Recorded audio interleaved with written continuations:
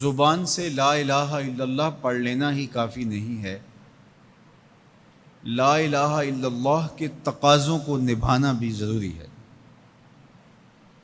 جب ہم یہ کہہ لیتے ہیں کہ ہم نے لا الہ الا اللہ محمد رسول اللہ پڑھ لیا، تو پھر اس کا مطلب یہ ہے کہ ہم دائرہ دین میں داخل ہوئے، اب ہماری اپنی خواہشات، آرزوئیں اور تمنائیں نہیں رہیں گی، دین جو ہمیں تلقین کرے گا وہی ہمارا طرز زندگی ہوگا۔ اگر کوئی شخص اللہ اور اس کے رسول کو مانتا ہے لیکن اللہ اور اس کے رسول کی نہیں مانتا، تو پھر اس نے ماننے کا حق ہی ادا نہیں کیا۔ اس لیے شریعت بیضا ہم سے اس بات کی متقاضی ہے کہ ہم اللہ اور اس کے رسول کی ہر بات کو مانیں، اور جو ان کی طرف سے ہمیں نظم زندگی اختیار کرنے کی تلقین کی گئی ہے وہ ہم اختیار کریں۔ آج SOPs کا تذکرہ ہے۔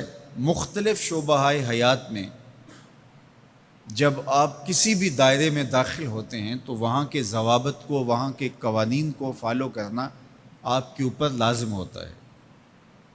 آپ شہری ہیں پاکستان کے، لیکن آپ کو کسی ملک میں سفر کرنا ہوتا ہے، تو جتنی دیر تک آپ وہاں رہتے ہیں تو آپ کو قوانین ان کے فالو کرنے ہوتے ہیں، ان کے ضوابط کے مطابق آپ کو وقت گزارنا ہوتا ہے۔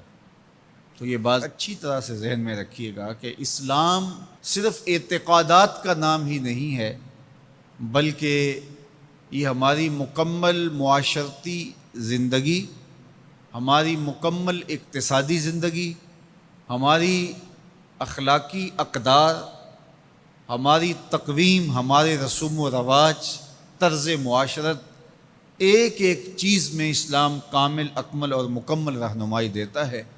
تو جب ہم ایمان کی دولت سے مالا مال ہو گئے تو پھر اسلام کے دیے ہوئے ضابطے کو ہمیں حرف بحرف پورا کرنا پڑے گا۔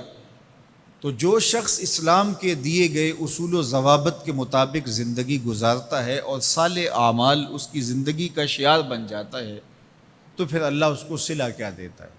ایک تو آخرت کا اجر ہے جو اس کو عطا کیا جائے گا، وہ تو ہے ہی ہے، لیکن اس دنیا کی زندگی میں بھی اللہ جل شانہ اس کو جزا کی صورت میں صالح، پاکیزہ، ستھری، مطمئن زندگی عطا کرتا ہے۔ اللہ اس کے لیے رزق حلال کے اسباب پیدا کر دیتا ہے۔ دیکھیے، جو میری اور آپ کی قسمت میں لکھا ہے، ہمارا جو مقسوم ہے، وہ ہمیں مل کے رہے گا۔ جب بچہ شکم مادر میں 120 دن کا ہوتا ہے، صحیح حدیث میں آتا ہے کہ اس کا رزق بھی لکھ دیا جاتا ہے، اس کی عمر بھی لکھ دی جاتی ہے، اس کا شقی و سعید ہونا بھی لکھ دیا جاتا ہے۔ یہ لکھ دیا گیا ہے، قلم اٹھا لیا گیا، سیاہی خشک ہو گئی، میرا اور آپ کا لکھا ہوا مقدور ہے، مقسوم ہے، وہ ہمیں ہر صورت میں مل کے رہے گا۔ لیکن یہ ہمارا اختیار ہے کہ ہم اس لکھے ہوئے کو، اس مقسوم کو حاصل کیسے کرتے ہیں، بذریعہ حلال حاصل کرتے ہیں یا بذریعہ حرام حاصل کرتے ہیں، تو یہ انسان پہ چھوڑا گیا ہے۔ لیکن جو شخص اچھے اعمال کے ذریعے سے اپنے رب کی رضا جوئی میں لگا رہتا ہے، تو اللہ اس کے مقسوم کو اس تک حلال ذرائع سے پہنچاتا ہے، اس کو اس کی توفیق نصیب کر دیتا ہے کہ وہ حرام کی طرف نظر بھی اٹھا کر نہیں دیکھتا اور وہ حلال رزق اختیار کرتا ہے۔ تو جو اچھے اعمال کرنے لگتا ہے، اللہ اس کے لیے ایسے راہ کشادہ کر دیتا ہے کہ اس کو نیکی کی توفیق دیتا ہے اور گناہوں سے اس کو محفوظ رکھتا ہے، اس کے لیے اسباب مہیا کر دیتا ہے۔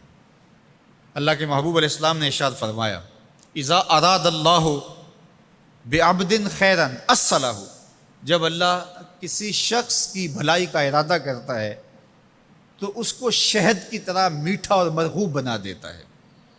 صحابہ نے پوچھا، یا رسول اللہ صلی اللہ علیہ وسلم وکیف اصلہ، اللہ اس کو کس طرح میٹھا کر دیتا ہے، کس طرح مرغوب بنا دیتا ہے؟ تو اللہ کے محبوب علیہ السلام نے ارشاد فرمایا کہ اللہ مرنے سے قبل اس کو اچھے اعمال کی توفیق نوازتا ہے، اور پھر فرمایا فَيَقْبِضُهُ عَلَيْهِ، اور وہ نیکیاں کرنے لگ جاتا ہے کہ اللہ اس کی روح قبض کرتا ہے۔ تو جو نیک اعمال کرتا ہے اللہ اس کے لیے پھر آسانیاں مزید پیدا کر دیتا ہے۔ تو یہ صلہ ہے صالح اعمال بجا لانا۔